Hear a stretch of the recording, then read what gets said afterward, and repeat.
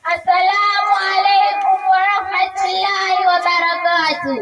Waalaikum salam warahmatullahi wabarakatuh. Risala maalum kwa mgeni rasmi, Mheshimiwa wa kata ya Mdimba. Ndugu mgeni rasmi, awali ya yote tunamshukuru Mwenyezi Mungu kwa kutujalia amani, salama na afya tele tukawepo mahali hapa leo tukiwa wazima na wenye furaha. Ndugu mgeni rasmi, pole kwa safari. Kitendo hiki cha kukubali mwaliko wetu ukatenga muda kuja kuwa nasi kwetu ni faraja na ishara tosha ya upendo.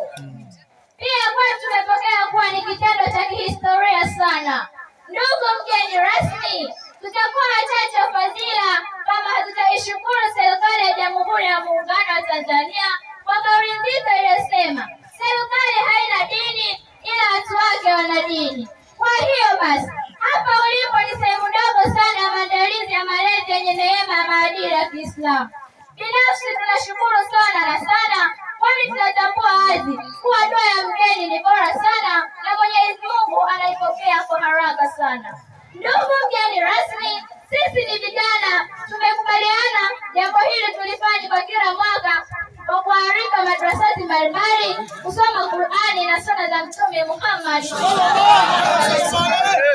mbele ya wazazi na walezi wetu.